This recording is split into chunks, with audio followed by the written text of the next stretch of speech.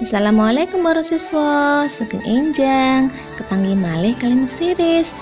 Piwulang basa Jawa kelas 3, piwulang kalih pahlawan kusuma bangsa. Indikator pasinaon dinten menika setunggal. Para siswa saged mangertos asmane para pahlawan lumantar gambar. Para siswa saged nuladani watak lan sifat perjuangan para pahlawan kagem bangsa Indonesia.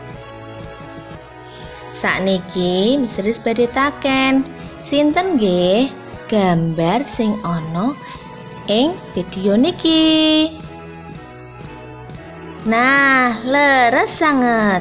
Gambar kuwi mau disebut gambar pahlawan. Sapa ta kuwi pahlawan? Pahlawan ya kuwi piyantun utawa seseorang kang duweni jasa gede marang bangsa lan negara Indonesia. Ki Hajar Dewantara miyos utawa lahir ana ing Yogyakarta tanggal 3 Mei 1889. Ki Hajar Dewantara kuwi priyayi utawa manungsa kang luhur banget budine utawa apik banget sikap lan sifate.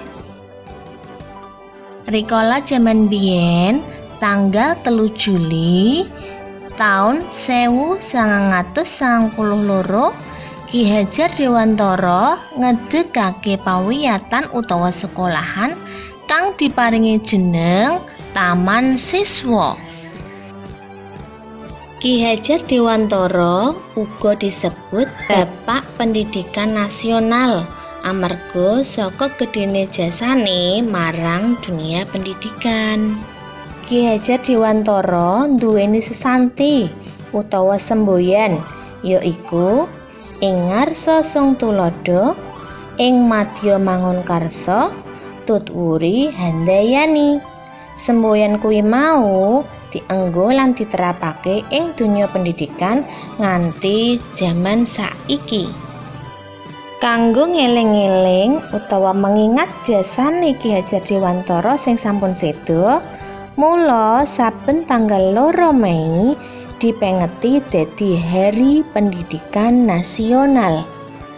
Pahlawan nasional sing kapindho yaiku Raden Ajeng Kartini. Lumrahe utawa biasane disebut R.A.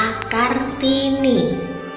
R.A. Kartini yaiku salah sijine pahlawan wanita sing ana ing Indonesia. R.A. Kartini miyos utawa lahir ana ing Jepara tanggal 21 April 1897. R.A. Kartini minangka putrine Raden Mas Haryo Sastroningrat, Bupati Jepara ing jaman sakmono. Jaman biyen bocah wadon utawa cah wedok boten diparengake sekolah dhuwur-dhuwur, ndak boleh sekolah tinggi-tinggi. Nanging dasare Kartini bocah pinter, prigel lan trampil, mula R.A. Kartini tumbuh dewasa dadi wanita kang kuat lan cerdas. Kartini banjur ngedegake utawa mendirikan sekolah khusus kanggo wanita jenenge Sekolah Kartini. Para wanita diajari maca nulis lan etung-etungan.